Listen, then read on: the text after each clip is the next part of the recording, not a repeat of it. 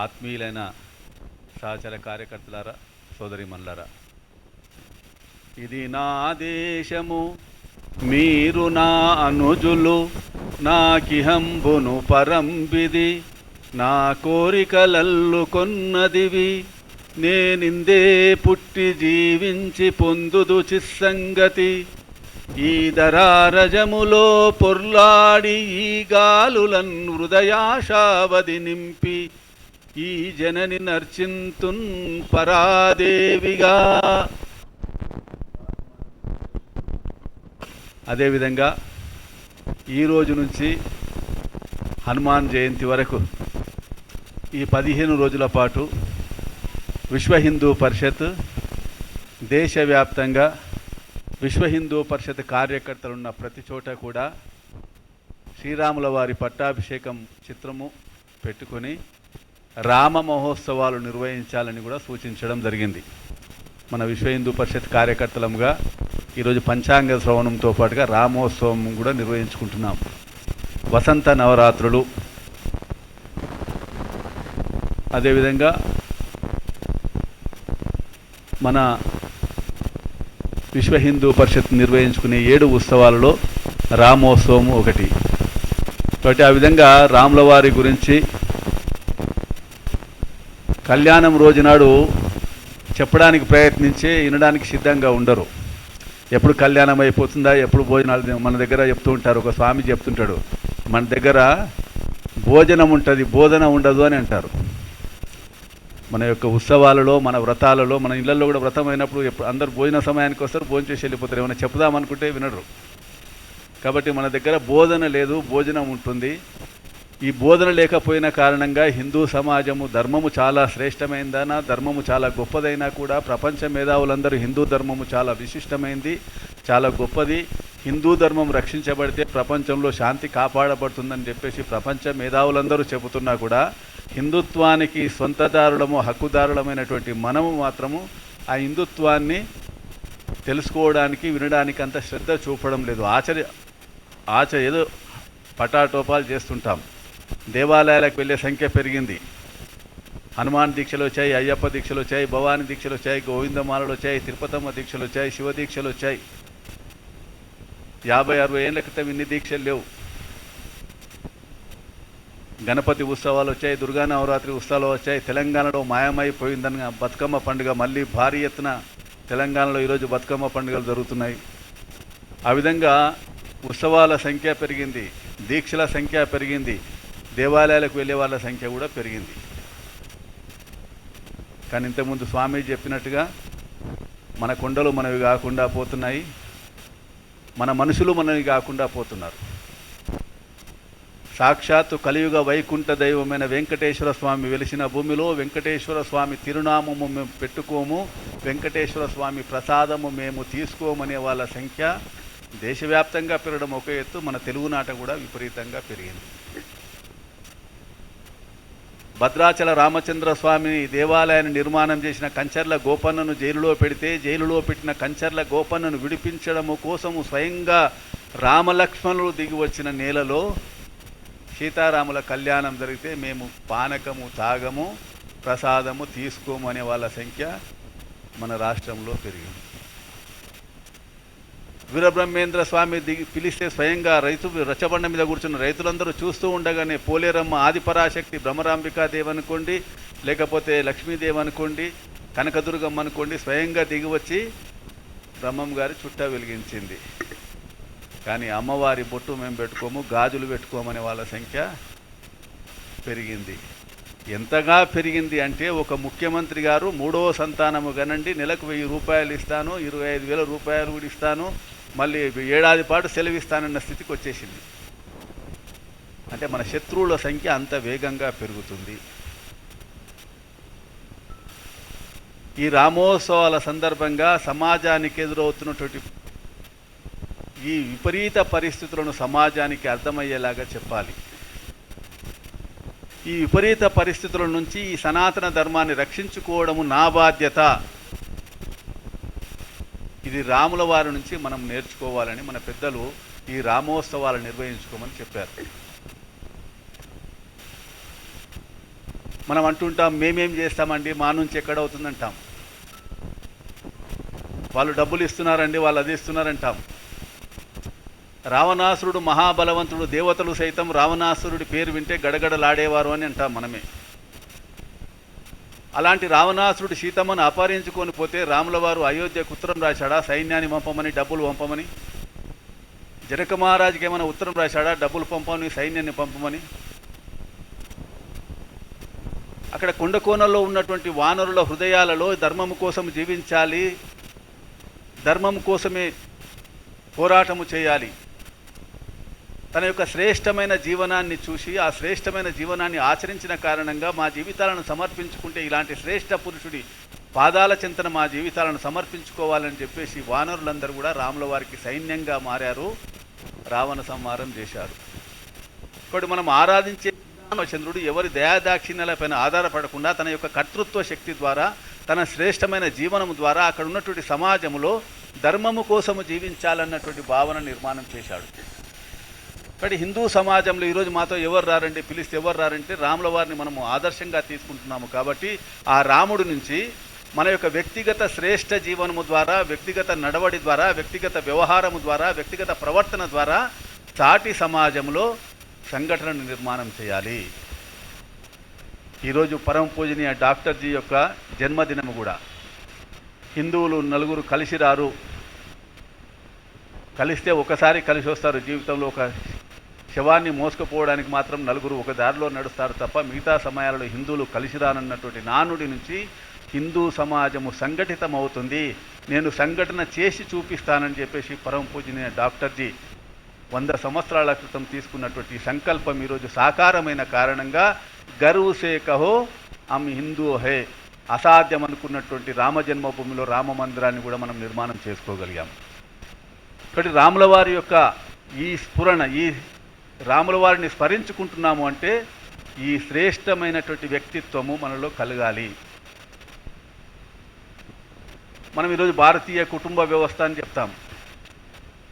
ప్రపంచంలో అందరూ కూడా భారతీయ కుటుంబ వ్యవస్థ, శ్రేష్టమైన కుటుంబ వ్యవస్థ కారణంగా భారతదేశం ప్రశాంతంగా జీవించగలుగుతుంది. ఆ కుటుంబంలో పెంపొందించే గుణాలు, ఆ కుటుంబంలో ఉండే ఆత్మీయత, ఆ కుటుంబంలో ఉండే సమరసత భావన, దాని కారణంగా పిల్లలలో ఏర్పడుతున్నటువంటి మంచి గుణాలు కలుగుతున్నాయి. కాబట్టి భారతీయ కుటుంబ వ్యవస్థ శ్రేష్టమైంది. కాబట్టి ఆ కుటుంబ వ్యవస్థ మనకు రాముడి జీవితం నుంచి మనకు అర్థమవుతుంది. కాబట్టి రాముల వారు మర్నాడు ఉదయం పట్టాభిషేకం, రాజు కావాలి, కానీ తెల్లవారితే రాముల వారు చెప్పాడు నువ్వు అడవులకు వెళ్ళమన్నాడు. ఒక ప్రశ్న తండ్రిని అడగకుండా అడవులకు వెళ్ళాడు. కాబట్టి రాముడు మనకు ఆదర్శం అన్నప్పుడు మన పిల్లలు తండ్రిని ప్రశ్నించకుండా తండ్రి యొక్క మాట కోసం కట్టుబడి ఉండాలి, తల్లిదండ్రులను గౌరవించాలి, అన్నదమ్ములను స్నేహంగా చూడాలి, అన్నదమ్ములతో కలిసి ఉండాలి. రాముడు అంటే రామ లక్ష్మణ భరత శత్రుఘ్నులు నలుగురు ఉండాలి. కానీ మన ఇంట్లో నలుగురిని రాణిస్తలేము ఇప్పుడు ఎవరం, మేమిద్దరము. కాబట్టి దాని కారణంగా కూడా రాముడు పూజలు అయితే అవుతున్నాయి, కళ్యాణాలు అవుతున్నాయి వీధి వీధిలో. కానీ రాముల వారు అనుకోరా, లక్ష్మణుడు లేడు, భరతుడు శత్రుఘ్నుడు లేడు, ఎవరింట్లో నేను ఒక్కరినే ఉన్నా అనుకుంటాడు అనుకోడా. ఇక్కడ రామ లక్ష్మణ భరత శత్రుఘ్నుడు మన ఇంట్లో ఉండేలాగా చూడాలి. ఇక్కడ రాముల వారి యొక్క కుటుంబాన్ని, రాముల వారు అంటే ఆదర్శమైనటువంటి కుటుంబానికి ప్రతిరూపము. రాముల వారు తన జీవితంలో ఎవరి పట్ల భేదభావాలను పాటించలేదు. ఒక ఆటవికుడైన గుహునితో స్నేహం చేశాడు, మాతంగ స్త్రీ శబరి ఇచ్చిన రేగుపండు తిన్నాడు, ఒక పక్షికి దాన సంస్కారాలు చేశాడు. కానీ రాముడు తను ఎవరి పట్ల భేదభావాలు చూపించలేదు. రాముడి యొక్క అనుయాయులంగా మనము కలిసి ఉండాలి. మన భగవంతుడు అంతటా ఉంటాడని మనం చెప్తాం. ఫలానా కులంలో వాళ్ళు ఉంటాడు, ఫలానా కులం వాళ్ళు తక్కువ అని. భగవంతుడు అందరిలో ఉంటాడు. ఈశ్వర సర్వభూతానాం ఆత్మవత్ సర్వభూతేషు కంకర్ కంకర్మే శంకరే అంటాం. అందరిలో భగవంతుడు ఉన్నప్పుడు ఒక వ్యక్తిని దూరంగా ఉంచడము భగవంతుడిని దూరంగా ఉంచినట్టే కదా మనం. కానీ ఎందుకో విదేశీయుల యొక్క పాలనా కాలంలో మనలో వచ్చినట్టు ఒక దోషం ఏమిటంటే వీడు ఎక్కువ, వాడు తక్కువ, వాడు దూరం ఉండాలి, వీడి దగ్గర ఉండాలి. దీని కారణంగా నువ్వు రాముడినే పూజిస్తున్నావు, నిన్ను గుడిలోకి రాణిస్తలేరు, మా దగ్గరికి రా అంటే సుమారుగా 23% మంది ప్రజలు మన రాముడి నుంచి దూరం అయ్యారు ఈరోజు. 23%. కాబట్టి రాముల వారు ఈరోజు మనల్ని ప్రశ్నిస్తున్నాడు. మీరు పోరాటం చేశారు, అసాధ్యం అనుకున్న అయోధ్య రామ జన్మభూమిలో రామ మందిరాన్ని నిర్మాణం చేశారు. ప్రతిరోజు 1,50,000 మంది వచ్చి దర్శనం చేసుకుంటున్నారు. కానీ నేను ప్రసన్నంగా లేనని అంటున్నాడు ఆయన. ఇంత పెద్ద దేవాలయం కట్టించారు, సంతోషమే. రోజు 1,00,000 నుంచి 1,50,000 మంది వస్తున్నారట యావరేజ్గా. రికమెండేషన్ లెటర్స్ లేవు, విఐపి లెటర్స్ లేవు, అడ్డదారిలో లేవు, డబ్బులు లేవు. ఎవరైనా సరే 1 గంటలో దర్శనం చేసుకొని రావచ్చు అక్కడ. కానీ రాముల వారు అడుగుతున్నారు, నేను ప్రసన్నంగా లేను అని. ఏమి స్వామి, ఇంత పెద్ద దేవాలయాన్ని కట్టిస్తాం కదా, అసాధ్యం అనుకున్న దాన్ని సాధ్యం చేశాం కదా, లక్షలాది మంది కార్యకర్తల యొక్క బలిదానాల కారణంగా ఇంత పెద్ద మందిరం నిర్మాణమైంది, మీకు మంచి ప్రాణప్రతిష్ఠ చేశాము అంటే, బాగుంది బాబు, ప్రతిష్ఠ చేశారు, సంతోషమే. కానీ మీ గ్రామంలో నన్ను సైతాన్ అనేవాడు, మీ గ్రామంలో నా ప్రసాదము తిరస్కరించేవాడు, మీ గ్రామంలో నా తిరునామం పెట్టుకొని వాడుంటే నాకు ఆనందం ఉంటుందా? ఈ ప్రశ్నకు సమాధానం ఎవరు చెప్పాలి? ఇగో ఈరోజు రాముల వారు మనల్ని ప్రశ్నిస్తున్నాడు. రామజన్మలో రాముడి ప్రాణ ప్రతిష్ఠ కోసం పోరాటము చేసిన రీతిలోనే రాబోయే రోజులలో మన వీధిలో, మన పల్లెలో 100% రామభక్తులు ఉండేలాగా చేయాలి. ఈ భూమి మీద ఉన్న రాక్షసులందరినీ సంహారం చేసి మీకు సుఖాన్ని, శాంతిని కలుగజేస్తానని రాముల వారు ఆ రోజుల్లో ప్రతిజ్ఞ చేశాడట. కాబట్టి ఈరోజు రాముల వారి యొక్క అనుయాయులంగా మనం చేయాల్సిన పని ఏమిటంటే, మాయమాటలకు, ప్రలోభాలకు, ఆకర్షణలకు లోన ఎవరైతే రాముడి నుంచి దూరం అయిపోయారో వాళ్ళందరినీ మళ్ళీ తిరిగి తీసుకొచ్చే ప్రయత్నం చేయాలి. మనం అందరికీ వచ్చు, ఆపదామపహర్తారం దాతారం సర్వసంపదాం లోకా, అందరికీ వచ్చు. కానీ మనం ఎవరికైనా చెప్తున్నామా? నీ కష్టాలు ఉన్నాయా? ఇగో రాముల వారిని స్మరించుకో, శ్రీరామ జయ రామ జయ జయ రామ చెప్పు, నీ కష్టాలు దూరం అవుతాయని మనం ఎవరమని చెప్తున్నామా? రాముడు లేకపోతే రాముడు వంటూ ప్రతి ఊర్లో ఉంటాడు. సంకట హఠై మిఠై సబ పీరా, అందరికి వచ్చు. నాసై రోగ హరై, అందరికి వచ్చు. రోగాలు నయం చేశాడు, సంకటాలు నయం చేశాడు ఆంజనేయ స్వామి. కానీ మనం ఎవరికైనా చెప్తున్నామా? 10వ తరగతిని ఫెయిల్ అయిన పాస్టర్ గారు వచ్చేసి, మా ప్రభును ప్రార్థిస్తే మీకు రోగం నయమవుతుంది, మా ప్రభును ప్రార్థిస్తే మీకు పిల్లలు అవుతారు, మా ప్రభును ప్రార్థిస్తే ఉద్యోగం వస్తుంది, జిందా తిలిస్మాత్ లాగా ఒక చుక్క వేసుకొని ఛాయ్ తాగితే అన్నీ పోతాయి అన్నట్టుగా వాడు వచ్చి చెప్తున్నాడు మనకి. అరే, వాడిని వాడు రక్షించుకోలేనటువంటి వాడు మమ్మల్ని ఏం రక్షిస్తాడని ఎవరమైనా మనం ప్రశ్నిస్తున్నామా? వాడిని వాడు రక్షించుకోలేదు కదా, వాడు మనల్ని ఎలా రక్షిస్తాడు? మా రాముడు కోదండదారి, మా శివుడు త్రిశూలదారి, మా ఆంజనేయ స్వామి గదాదారి, మా కృష్ణుడు సుదర్శన చక్రధారి, అమ్మవారైతే అష్టభుజాదేవి. వీళ్ళ రక్షించేది చేతగాని వాడిని వాడు రక్షించుకోలేనడో మనం రక్షించేది. కానీ మనం ప్రశ్నించకపోయిన కారణంగా మన ధర్మము శ్రేష్టమైనది అయినా కూడా ఆ శ్రేష్టమైన దానిని అనుసరించే వాళ్ళ సంఖ్య రోజు రోజుకు తగ్గుతుంది. తగ్గితే ఏమవుతుందో మనం అస్సాంలో చూస్తున్నాం, బంగ్లాదేశ్లో చూస్తున్నాం, మన దగ్గర కూడా అనేక బస్తీల్లో చూస్తున్నాం. సంఖ్య తగ్గితే దేశానికి ప్రమాదం ఏర్పడుతుంది. Demography is destiny. దేశం యొక్క జనాభాని ఆ దేశం యొక్క భవిష్యత్తును నిర్దేశిస్తుంది. ఆ దేశ జనాభా రామభక్తులైతే రామరాజ్యం అవుతుంది, రామద్రోహులైతే రావణరాజ్యం అవుతుంది. కాబట్టి ఈరోజు డెమోగ్రఫీ ఇస్ డెస్టినీ ఏదైతుందో, స్వాతంత్ర సంగ్రామంలో పాలు పంచుకోలేదు, వచ్చిన స్వాతంత్రాన్ని కాపాడుకోవడం కోసం జరుగుతున్న పోరాటంలో మనము క్రియాశీల పాత్రదారులము కావాలి అంటే రాముడిలాగా అన్ని వర్గాల ప్రజలతో కలిసిమెలిసి ఉండాలి. శ్రేష్టమైనటువంటి ఆదర్శమైనటువంటి జీవితాన్ని కలిగి ఉండడంతో పాటుగా ఎవరి దయాదాక్షిణ్యాలపైన ఆధారపడకుండా స్వంత కర్తృత్వ శక్తిపైన సమాజాన్ని సంఘటితము చేసి అధర్మానికి ప్రాతినిధ్యం వహిస్తున్న దుష్టశక్తులను తరిమేయడం కోసం మనం ప్రయత్నం చేయాలి. రావణాసురుడి చెరలో సీతమ్మ ఉంటే వదిలిపెట్టిండ రాముడు? సంపూర్ణ రాక్షస జాతిని అంతం చేసి సీతమ్మను తీసుకొచ్చాడు. కాబట్టి మాయమాటలకు, ప్రలోభాలకు, ఆకర్షణలకు లోన ఎవరైతే రాముడి నుంచి దూరం అయిపోయారో వాళ్ళందరికీ నచ్చజెప్పి, భయాన నయాన నచ్చజెప్పి రాబోయే రోజుల్లో మళ్ళీ మన ధర్మంలోకి తీసుకొని వచ్చినప్పుడు మాత్రమే మన రాముడు ప్రసన్నుడై మనకు వరాలు ఇస్తాడు.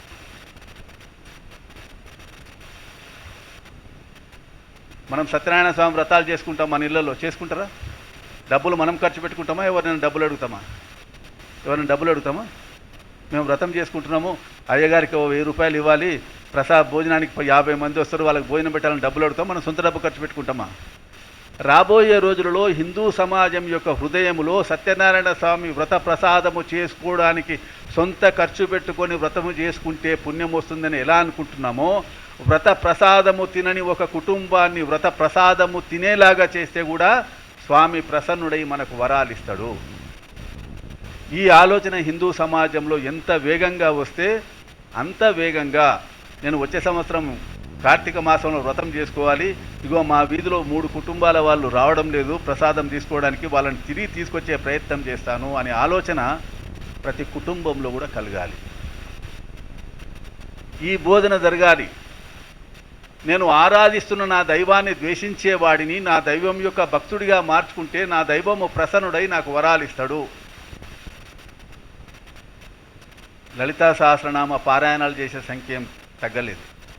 అయ్యప్ప దీక్షాదారుల సంఖ్య పెరుగుతూనే ఉంది, హనుమాన్ దీక్షాదారుల సంఖ్య పెరుగుతూనే ఉంది. కానీ మన ఆలోచనలో నేను ఆరాధిస్తున్న నా దైవాన్ని తిడుతూ ఉంటే, నేను ఈ దీక్షలో ఉంటే నా దైవము ప్రసన్నుడు ఉంటాడా? ఇది మనకు ఆలోచనకు తట్టడం లేదు. ఇది మనకు సంబంధం లేదనుకుంటున్నాం. నేను మామూలుగా ఒక ఉదాహరణ చెప్తున్నాను. గ్రామాల్లో ఒక తల్లికి 3 సంతానం ఉందనుకోండి.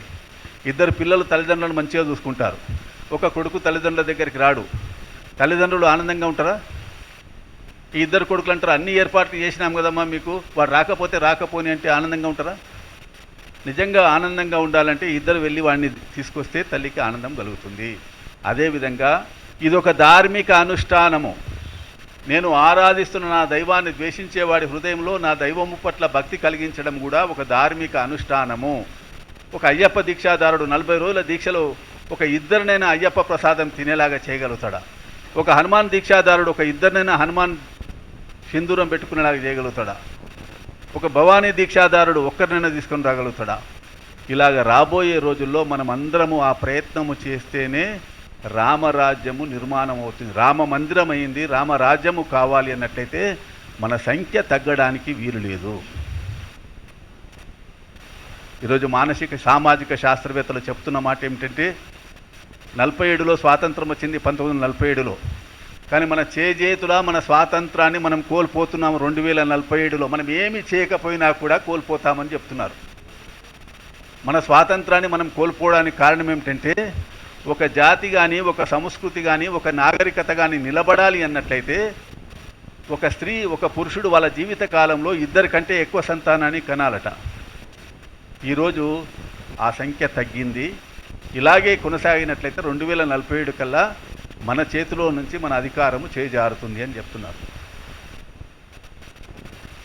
కాబట్టి రామోత్సవాల సందర్భంగా రామలక్ష్మణ భరత శత్రుఘ్నులు మన ఇంట్లో ఉండేలాగా సమాజానికి బోధన చేయాలి.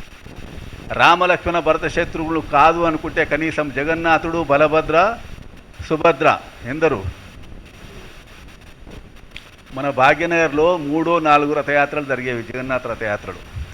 గత సంవత్సరం 72 రథయాత్రలు జరిగాయి. ఈ సంవత్సరం వాళ్ళు 108 చేయాలని నిర్ణయం చేసుకున్నారట. 108 రథయాత్రలు. నేను మామూలుగా అడుగుతుంటాను, జగన్నాథ రథయాత్రలో ఎన్ని రథాలు ఉంటాయి? 3 రథాలు ఉంటాయి. జగన్నాథుడు బలభద్రుడు సుభద్ర. మీ ఇంట్లో ఉన్నారా అంటే మా ఇంట్లో లేరు. మన ఇళ్లలో ఎవరింట్లో జగన్నాథుడు బలభద్రుడు సుభద్ర లేకపోతే జగన్నాథుడికి ఆనందం కలుగుతుందా? కాబట్టి మనం ఆరాధించే దైవము ఫోటోలలో ఉండడం కాదు, ప్రత్యక్షంగా మన ఇంట్లో కూడా ఉండాలి. ప్రత్యక్షంగా మన ఇంట్లో ఉండాలి, నచ్చే చెప్పాలి. మనం చూస్తున్నాం ఆంధ్రప్రదేశ్లో రాజంపేట దగ్గర ఒక తల్లికి 12 మంది పిల్లలట. పాలస్తీనాలో పేపర్లో వచ్చింది. రేపు రాత్రికి పడుకుంటే రేపు ఉదయం చూస్తామో సూర్యోదయం చూస్తామో లేదో తెలియని రోజు దగ్గర కూడా ఒక తల్లి 10వ సంతానం కన్నదట, 11వ సంతానానికి సిద్ధంగా ఉందట. యుద్ధ భూమిలో, పేద భూమిలో పిల్లల్ని కనడం ఆపడం లేదు, యుద్ధ భూమిలో పిల్లల్ని కనడం ఆపడం లేదు. అమెరికాలో వాళ్ళు ఒక ఇంటర్వ్యూ వచ్చింది, 25 ఏళ్ల తర్వాత అమెరికాను మేము పాలిస్తామన్నారు. ఆమె ఎందుకు పాలిస్తారు అని అడిగినారు వాళ్ళు విలేకరి. అమెరికా వాసులు ఎవరు పిల్లల్ని కనడం లేదు, మేము 4, 5, 10 మందిని కంటున్నామని చెప్పారు. ప్రపంచమంతటా జనాభాను పెంచుకుంటాము, దేశాన్ని ఆక్రమించుకుంటామన్న సిద్ధాంతంతో వాళ్ళు పోతూ ఉంటే మనమేమో చిన్న కుటుంబము, చింతలేని కుటుంబము, మేమిద్దరము, మాకొక్కరు, మేమే పిల్లలము, మాకు పిల్లలే వద్దు. ఇది మనకు మనము బిగించుకున్న ఉరితాడు. కాబట్టి సామాజిక శాస్త్రవేత్తలు చెప్తున్నది ఏంటంటే ఈ మానసిక స్థితి నుంచి హిందూ సమాజము బయటపడితేనే ఈ ధర్మము రక్షించబడుతుంది. మనం చెప్తుంటాం అజరామరమైనటువంటిది, పుట్టించిన వాడు లేదు కాబట్టి చావు లేదు, ఇవన్నీ వేరే విషయాలు. గాంధార దేశం ఆఫ్ఘనిస్తాన్గా మారింది, పాకిస్తాన్గా మారిపోయింది, దేశంలో అనేక స్థలాల్లో అట్లా పరిస్థితి ఉంది. కాబట్టి హిందూ సమాజాన్ని ఈ విషయంలో మనం బోధన చేయాలి. కాబట్టి హిందూ సమాజంలో సంఖ్య తగ్గకుండా చూడాలి. మన ధర్మం నుంచి వెళ్ళిపోయినటువంటి వాళ్ళందరినీ తిరిగి తీసుకొని రావాలి.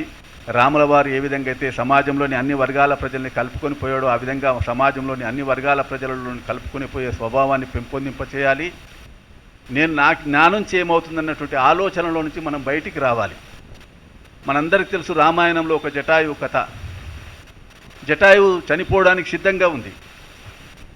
రావణాసురుడి పేరు చెప్తేనే దేవతలు సైతం గడగడలాడుతుండేవారు.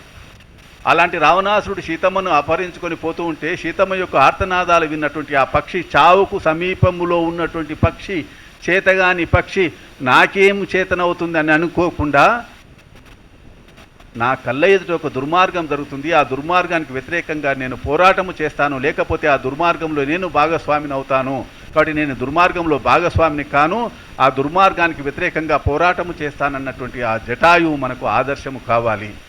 మనం అంటుంటాం ఉడత సాయం అంటుంటాం. ఉడత తన సంపూర్ణ శక్తిని సేతు నిర్మాణానికి సహకరించింది.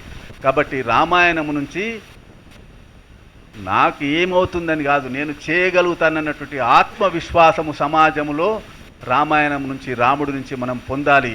ఈ రామోత్సవాల సందర్భంగా ఈ ఉగాది నుంచి హనుమాన్ జయంతి వరకు ఇలాంటి అనేక విషయాలను హిందూ సమాజం ముందర పెట్టి హిందూ సమాజంలో ఆత్మవిశ్వాసముతోటి ఏ దుష్టశక్తులైతే హిందుత్వాన్ని కబలించడానికి ప్రయత్నాలు చేస్తున్నారో ఆ దుష్టశక్తులను తరిమేయడానికి కావలసిన సామర్థ్యము స్థానిక హిందూ సమాజంలో పెంపొందింపచేస్తూ మన నుంచి దూరమైపోయినటువంటి వాళ్ళ హృదయాలలో మన భగవంతుడి పట్ల శ్రద్ధను, విశ్వాసాన్ని పెంపొందింపచేసి తిరిగి తీసుకురావడంతో పాటుగా మన కుటుంబాలలో మన పిల్లలకు నచ్చజెప్పి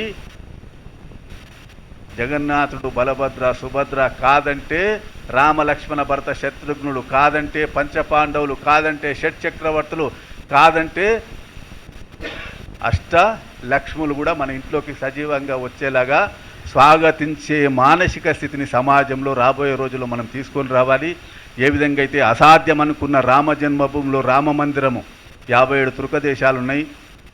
పెట్రోల్ ఆపేస్తే మీరు ఎద్దుల బండ్ల మీద తిరుగుతారా? ఆ తుర్క దేశాలు యుద్ధానికి వస్తే మీరు ఎక్కడ పోతారు?